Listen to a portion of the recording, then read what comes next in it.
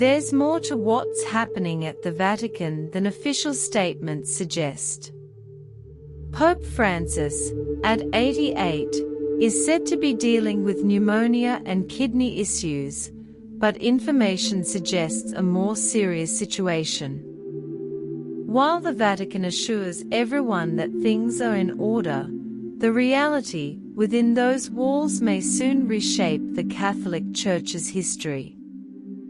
Francis, a significant and controversial pope, may be nearing the end of his leadership, and not just due to his health.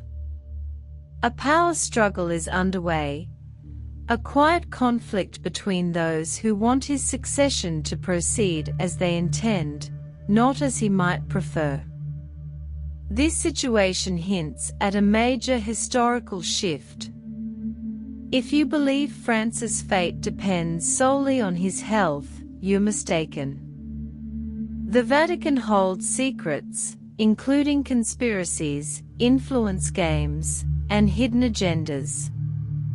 If you don't pay close attention, you'll miss details that could change your understanding of who truly controls the Catholic Church.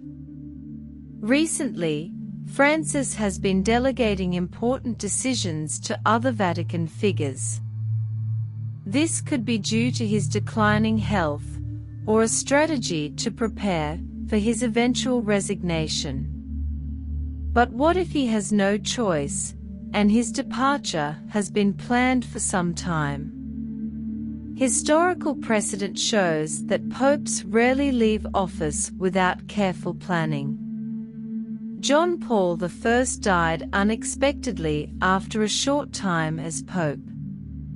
Benedict XVI resigned under circumstances that remain questionable. Now, Francis faces a dilemma that could determine the Church's future. Adding to the intrigue is his recent message to Latin America, filled with emotion. Many interpret this as a farewell. But could it be more? Could he be trying to communicate something the Vatican wants to keep hidden? If you think you understand the situation, you may be surprised. What follows could be shocking. However, be aware that this might be your last opportunity to learn the truth before it's concealed. Events within the Vatican reveal that the burdens of leadership can outweigh the desires of religious figures. For those who follow Vatican affairs, there's a larger meaning to his words: a veiled farewell, a final warning, or a sign that his pontificate's end is predetermined. Francis, with a tired but firm voice, addressed the faithful, speaking of faith, unity, and hope. The timing of this message, with his health deteriorating and rumors of resignation circulating, suggests it might be more than a simple gesture.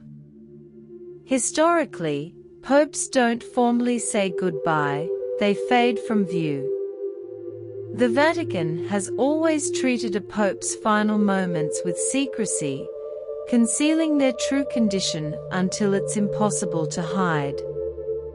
This was the case with John Paul I, who struggled to speak in his final months, and Benedict XVI, whose resignation surprised the world but, according to leaked documents, was planned long before. Now, Francis seems to be following a similar path. What makes this situation even more interesting is that his message was directed at the Latin American people, not the Vatican or clergy. Born in Argentina, he maintains a strong connection to the region and is seen as a pope of the people. But why choose this moment and audience for such a personal speech? Within the Vatican, influential cardinals know that Francis' succession will be a complex power transition. His progressive leadership has challenged long-standing traditions, and his departure could lead to the Vatican returning to the control of a conservative faction. Francis' time is limited, but he has stated that he would resign if he could no longer lead effectively. The unanswered question is whether he still controls this decision. The message to Latin America may have been an act of defiance, a final plea before his voice is silenced by hidden interests. Pope Francis knows time is against him, but has he made his decision, or has his departure been decided by those who operate behind the scenes? The answer might lie within the details of his past, and to understand the current situation, we must examine the Vatican's history, a history filled with conspiracies, secrets, and unexplained deaths. What happened to previous popes in similar circumstances could hint at what is to come. The Vatican's history isn't solely about faith and devotion. Behind the scenes of the Catholic Church lies a legacy of intrigue, ambition, and decisions made in secrecy. Whenever a pope challenges the interests of powerful figures within the Holy See, unusual events tend to occur. With Francis, the feeling that something significant is being concealed grows with each official statement. The Vatican's insistence that his health is stable, despite medical leaks suggesting otherwise, mirrors patterns seen before when a pope nears the end of their pontificate.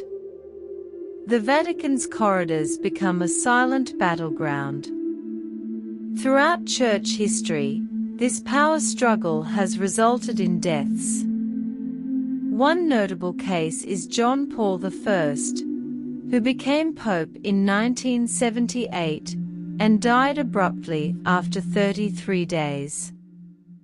The official cause was a heart attack, but the lack of an autopsy, conflicting reports from cardinals, and the presence of suspicious documents in his rooms fueled suspicions that persist today. He had begun investigating financial irregularities within the Vatican Bank and was preparing to make significant changes that were never implemented due to his untimely death.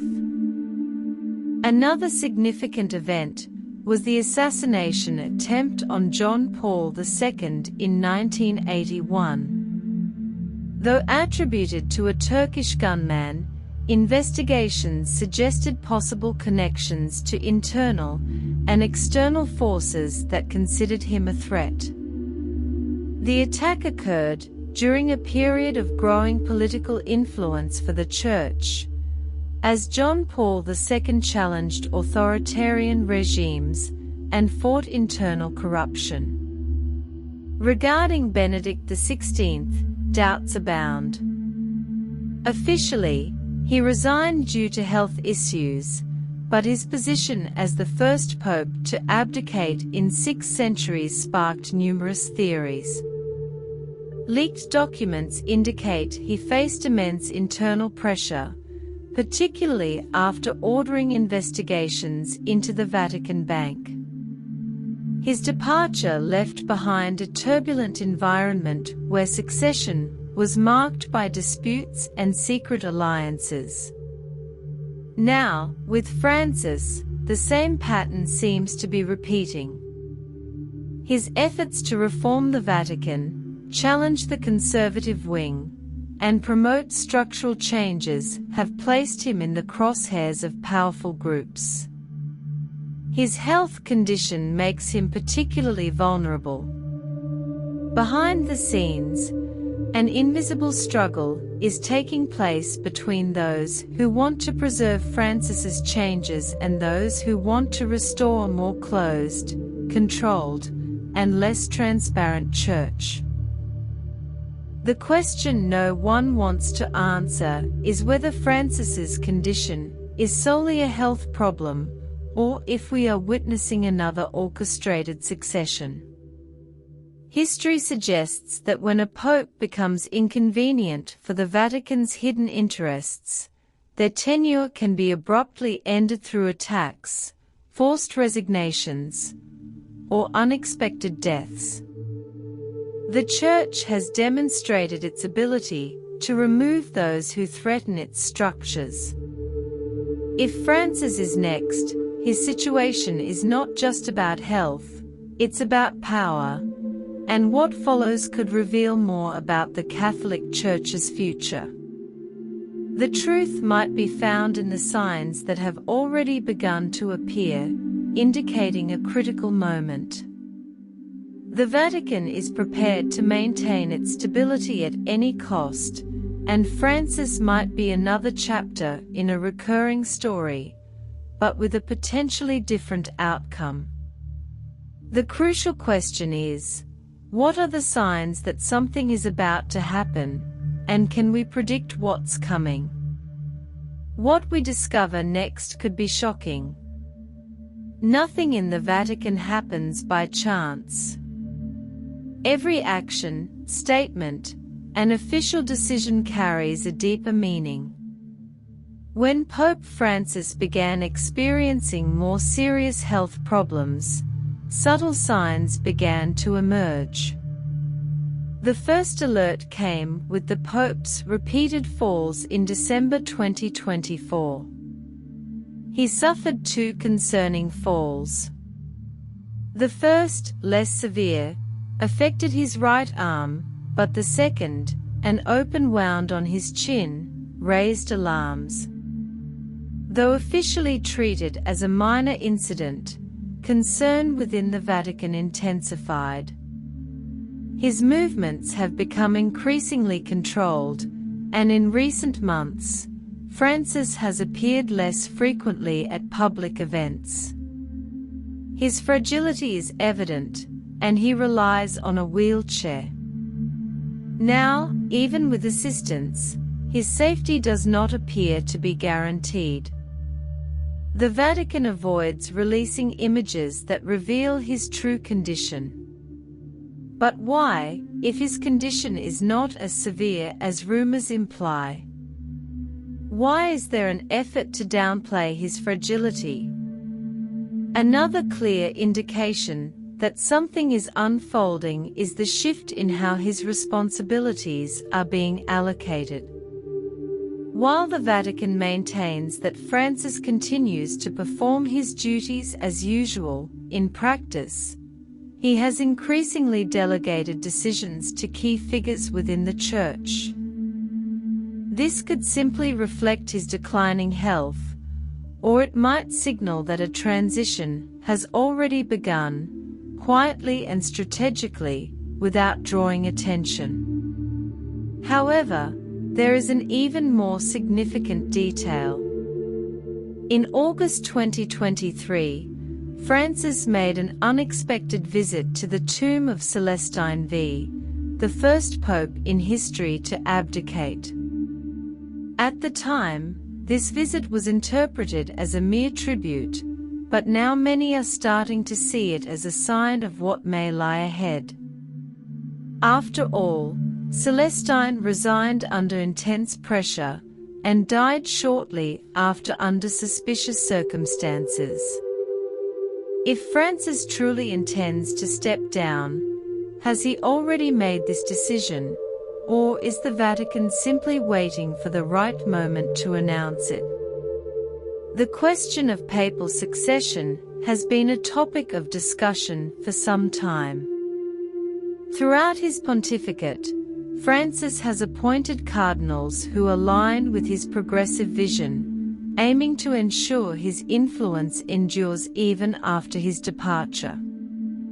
But will this be sufficient, or is there a broader plan in motion to undo everything he has built? This situation is further complicated by the fact that the Catholic Church is experiencing one of its most fragile periods in recent history. The number of faithful is declining in many parts of the world. Financial scandals are undermining the Vatican's credibility, and a deepening divide between progressives and conservatives is creating tension. A change in leadership under Francis would not merely be a shift in power, it could define the future of the Church for decades to come. This is why the signs that something is about to happen cannot be ignored. When a pope becomes too frail, the Vatican acts swiftly to maintain an image of stability at all costs. But what if this stability is merely a facade? History shows that without a strong pontiff, internal interests often find solutions, and Francis may be heading toward such a fate. The Vatican insists that everything is under control, but the question few dare to ask is, for how long? The clock is ticking, and the next revelation could change everything. The prophecy of Saint Malachi may be predicting what is happening now, and if we are indeed facing the last pope before an unprecedented collapse, what comes next could be even more unsettling. Since the 12th century, a prophecy has haunted the Vatican. An ancient document attributed to Saint Malachi is said to have accurately predicted the succession of popes over the centuries. According to this prophecy, Francis would be the last pope. But what does this prophecy actually say, and why, at this critical moment, are so many convinced it is being fulfilled? Saint Malachi, an Irish archbishop from the 12th century, reportedly received a vision detailing all the popes who would lead the Church until the end of time. While he did not mention names, he described each pope with brief, enigmatic phrases. To this day, the accuracy of these descriptions astonishes historians and scholars. The final pope on Saint Malachi's list is referred to as Petrus Romanus or Peter the Roman.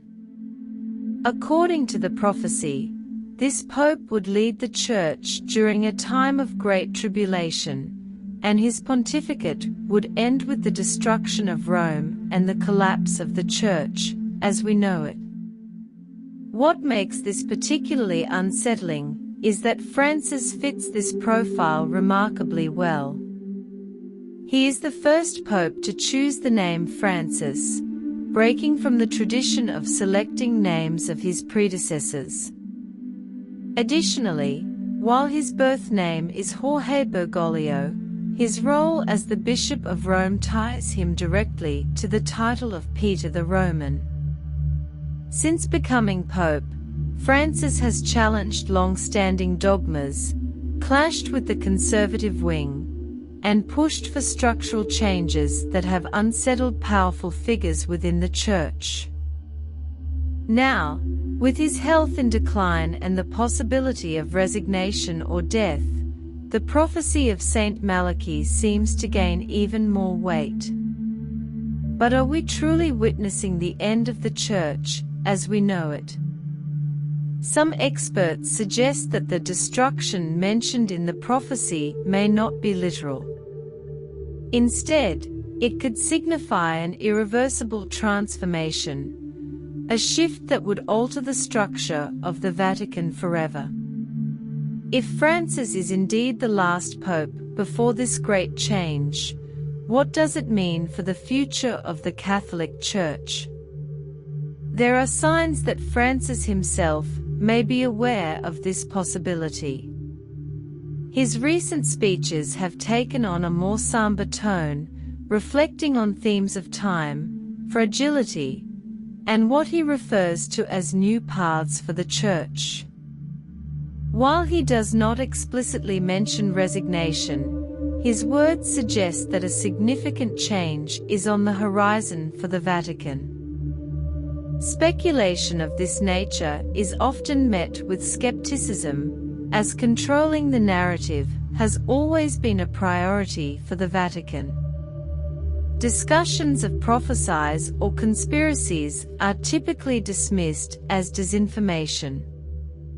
However, the history of the Church is undeniably filled with secrets that were concealed from the public until they could no longer be hidden. If we are indeed approaching the end of the modern papal era, it suggests that something far more significant is unfolding. Francis may be nearing the end of his time, but the struggle for power within the Vatican is far from resolved. The prophecy of Saint Malachi, whether one believes in it or not, seems to be playing out in ways that are difficult to ignore. What no one wants to acknowledge is that the next phase could be even more tumultuous than what we have witnessed so far. The central question is no longer just whether Francis will remain in office, but who truly holds the reins in this intricate power game.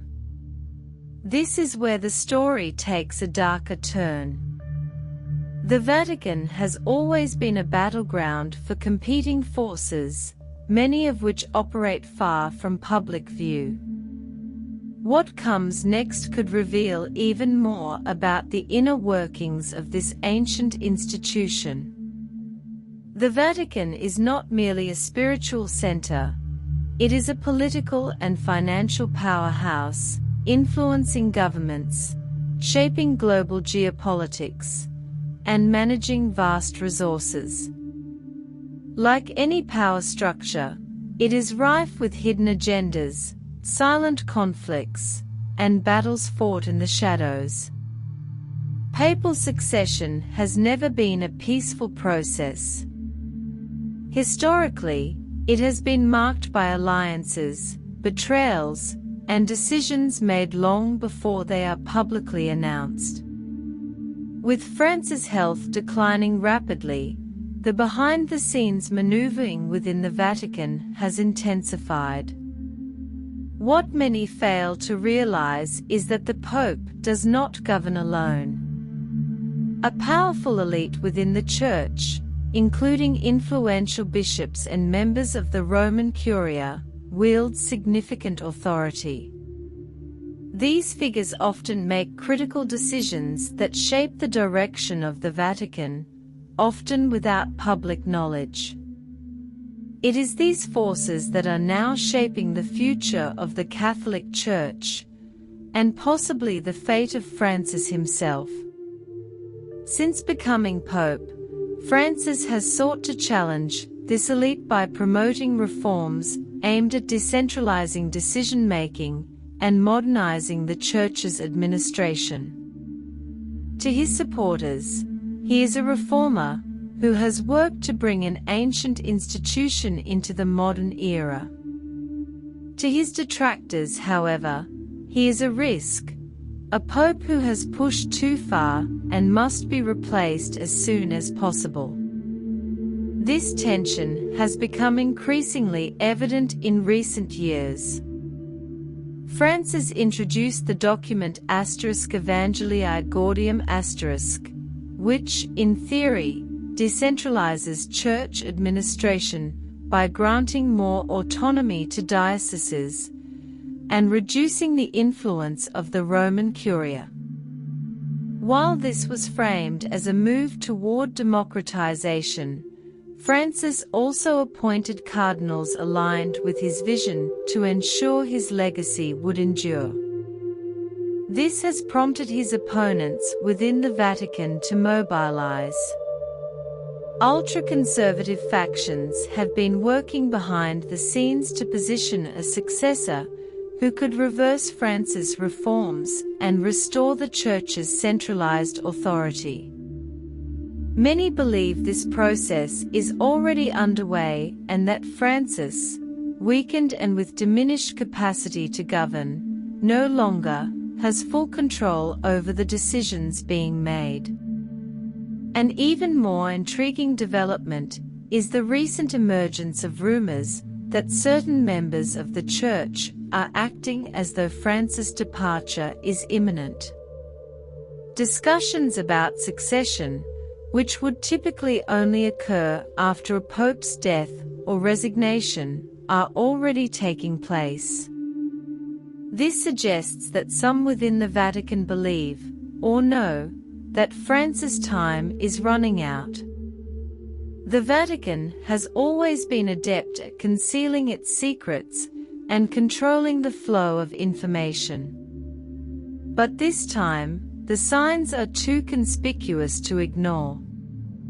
The pressing question is whether Francis still has the authority to determine his own future, or if his departure has already been orchestrated. If he is compelled to resign, who will succeed him? Will it be someone who continues his legacy, or will it be a figure who dismantles everything he has built? The answer to this question could alter the course of the Church for generations.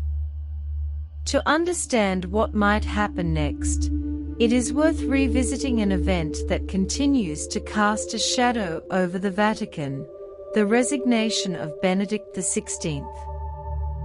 If history repeats itself, Francis may find himself on a similar path, or worse, he may have no choice in the matter.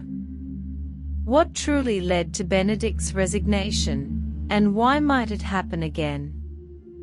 The reality could be even more unsettling than we imagine. When Benedict XVI announced his resignation in 2013, the world was stunned. It had been nearly 600 years since a pope had voluntarily stepped down from the throne of St. Peter.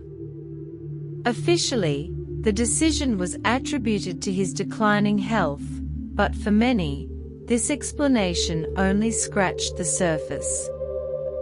Behind the scenes, there are indications that Benedict XVI was pressured to resign by a complex network of internal forces and hidden interests within the Vatican. Now, with Francis' health deteriorating, the question arises: are we about to witness a similar scenario unfold? Benedict XVI was a conservative pope, an intellectual theologian who appeared uncomfortable with the political machinations of the Vatican. During his pontificate, he faced a series of crises, from financial scandals involving the Vatican Bank to revelations of widespread sexual abuse within the Church. However, what many do not know is that months before his resignation, secret documents were leaked to the press. These documents exposed a deeply contentious environment within the Roman Curia, where power struggles, blackmail, and corruption had reached alarming levels. Shortly after these leaks, Benedict XVI announced his departure. The official explanation cited his advanced age and failing health as reasons for his resignation. But was that the full story? Or was he pressured to step down before he could uncover something even more significant? Now, more than a decade later, Francis finds himself facing similar challenges. He has become a polarizing figure within the Church, particularly for its most traditionalist factions. His reforms threaten the entrenched power structures that have dominated the Vatican for centuries, and his fragile health makes him an even more vulnerable target. Yet, there is a detail that many have overlooked. In August 2023, Francis made an unexpected visit to the tomb of Celestine V, the first pope in history to voluntarily resign in 1294.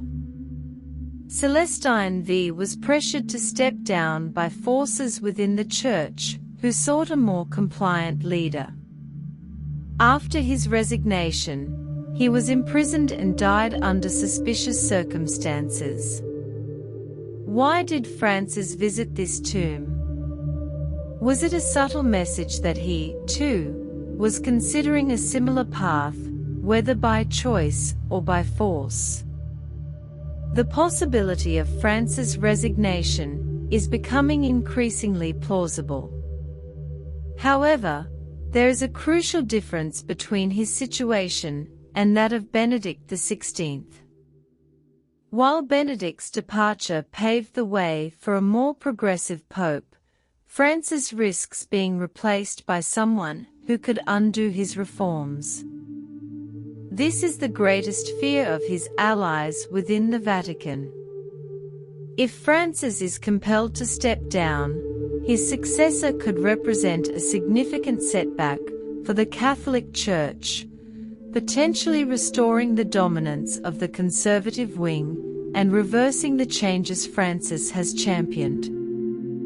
Behind the scenes, the battle for succession is already underway. Influential cardinals are positioning themselves, and potential candidates for the throne of St. Peter are being carefully selected. Francis, aware of what lies ahead, is fighting to maintain his influence, but the question remains, does he still have the strength to withstand this battle, or has the outcome already been decided? The Vatican has always handled papal transitions with precision. The most critical decisions are made long before a pope's death or resignation, in the hidden corridors where the true power of the Church resides. Francis' fate may already be sealed, but the stakes are even higher than they appear. The real struggle is not just about who will succeed Francis. It is about who will control the largest spiritual empire in the world. If what we are seeing is merely the tip of the iceberg, then the coming events could expose some of the Vatican's darkest secrets. At the heart of this conflict lies the Vatican Bank, officially known as the Institute for the Works of Religion, IOR. This institution is unlike any other.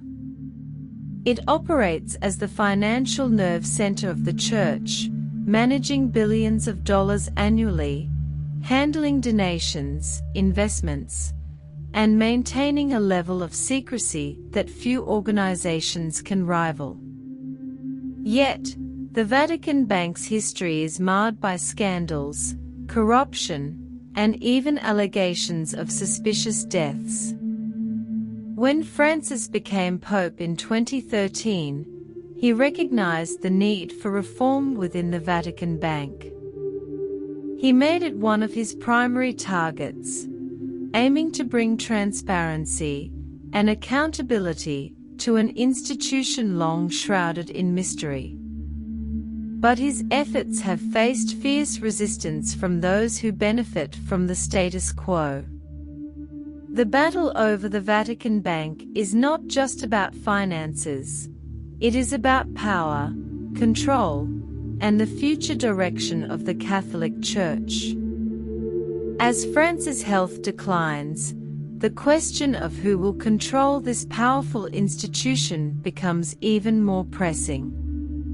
The Vatican has always been a place of intrigue, where faith, politics, and power intersect. What happens next could reshape the Church for generations to come. Whether Francis resigns, is forced out, or remains in office, the forces at play within the Vatican will continue to shape its future, and the world will be watching.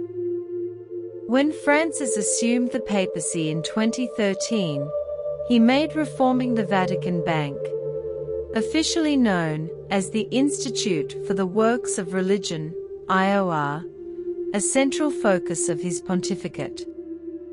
He ordered audits, imposed stricter transparency measures, and removed individuals suspected of involvement in illicit activities.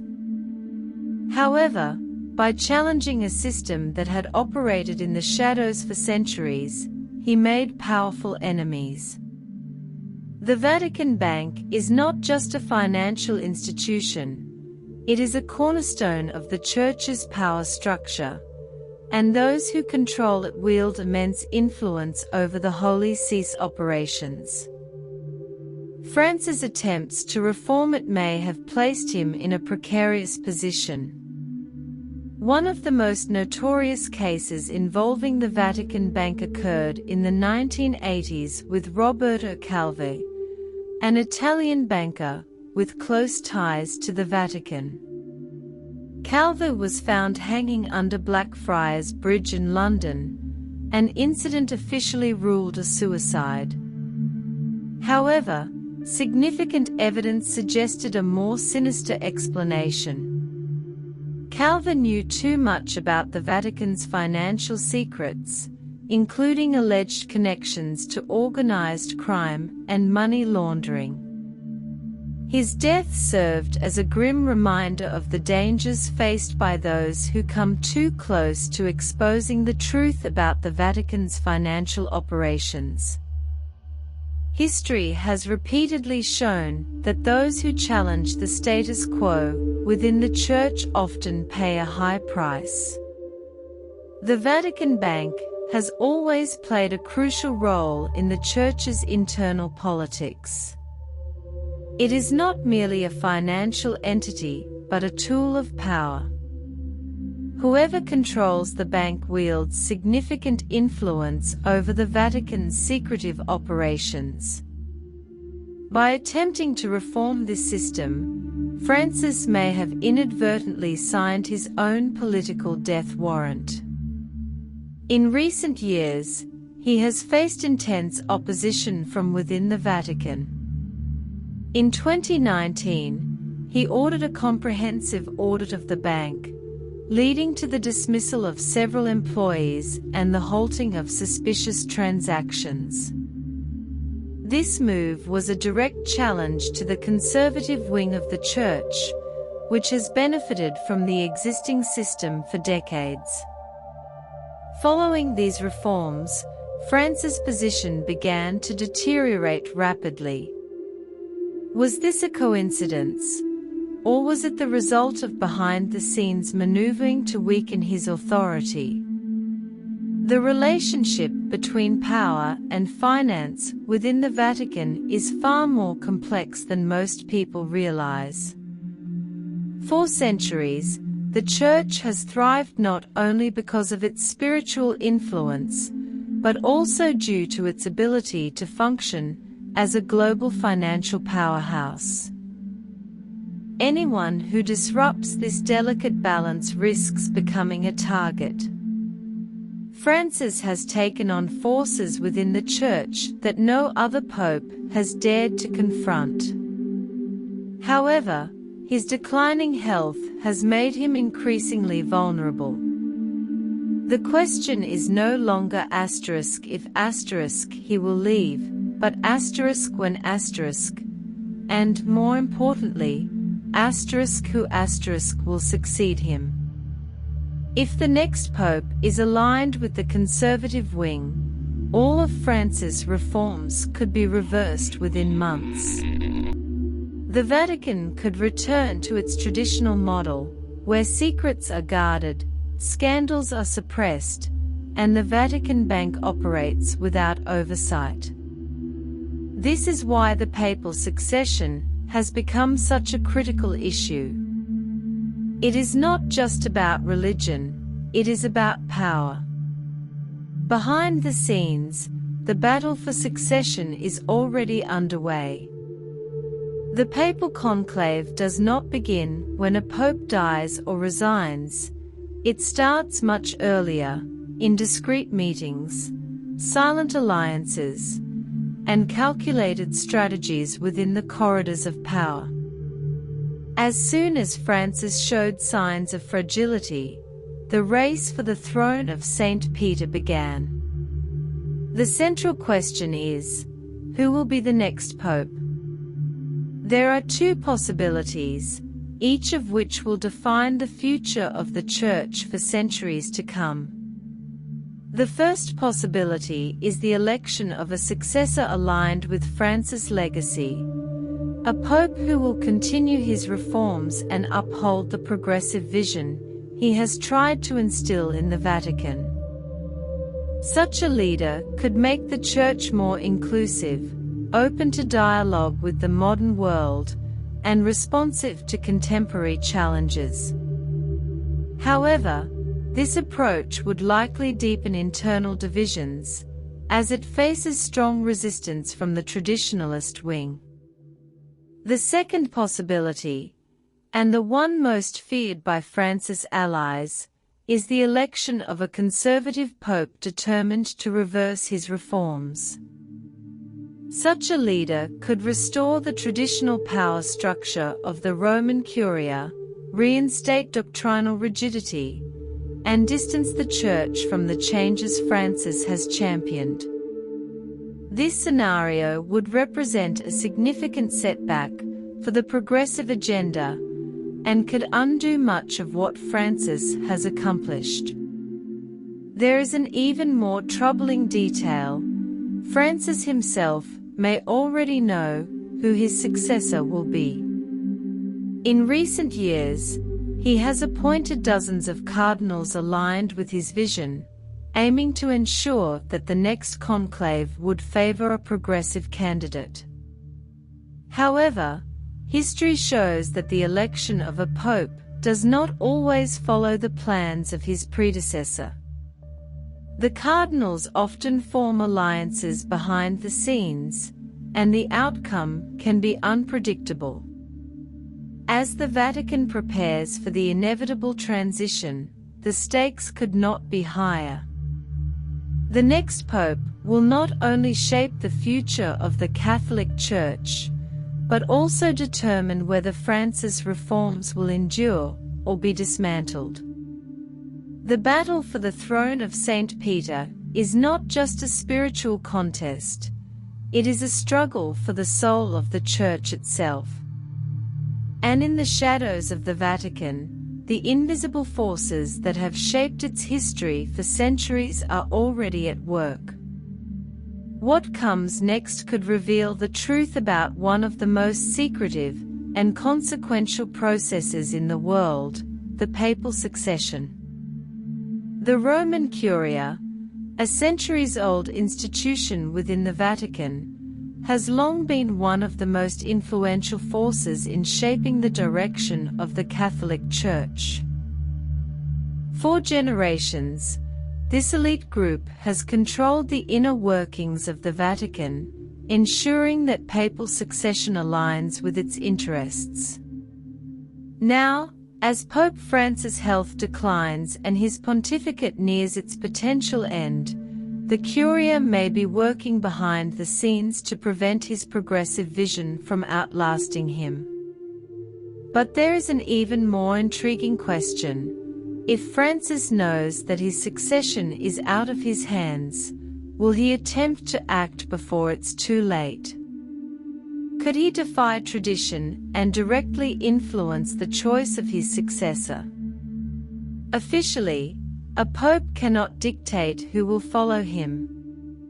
The process of selecting a new pope is supposed to be guided by the Holy Spirit, with cardinals gathering in conclave to make the decision. But what if Francis, aware that his departure is inevitable, decides to break this unwritten rule?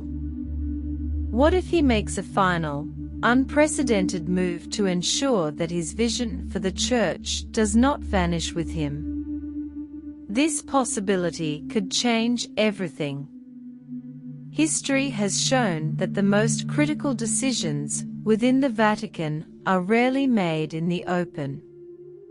They happen in the shadows, in secret meetings, and through alliances formed far from public scrutiny.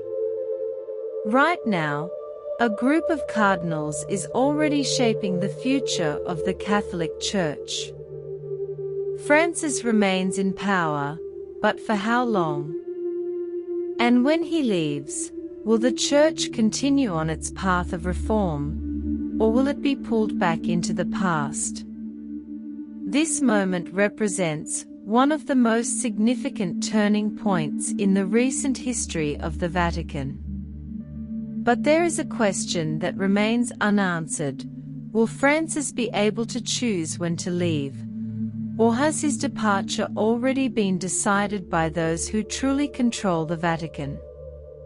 The truth may be closer than we think, and what happens next could alter the Church forever. The succession of Pope Francis is not just a transition, it is a pivotal moment in the history of the Catholic Church. Never before has the institution's future been so uncertain. Never before have internal forces been so divided. And never before has a pope been so vulnerable in the face of a power struggle that could define the faith of over 1.3 billion people worldwide. Francis is still alive and still holds authority, but the reality is that his presence in the Vatican is no longer enough to guarantee control of the Church. Time is working against him. His health is deteriorating rapidly, and his public appearances are increasingly rare. Behind the scenes, the Roman Curia is already preparing for what comes next. The central question is not just whether Francis will leave, but when, and more importantly, how. If he resigns, as Benedict XVI did in 2013, it will confirm the fears of many that the papacy is no longer a lifelong commitment. On the other hand, if he remains until his death, it could trigger a fierce battle between opposing factions within the Church. The most unsettling question of all is this: does Francis truly have control over his own destiny? In recent years, a series of events have suggested that something significant is being orchestrated behind the scenes. From unexplained leaks about Francis' health to contradictory statements from the Vatican, everything points to a reality that few dare to admit. The Catholic Church has never been so unstable. If Francis is forced to resign, who will succeed him?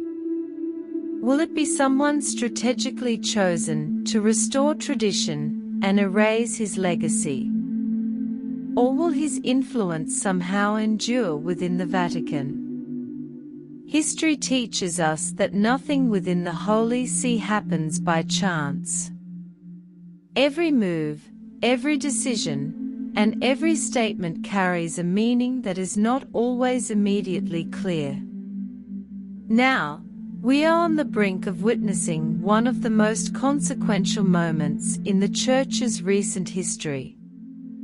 The next pope will determine whether the Church continues on a progressive path or reverts to its more conservative roots. What we are about to see may not only mark the departure of Francis, but also the beginning of a new era for the Catholic Church.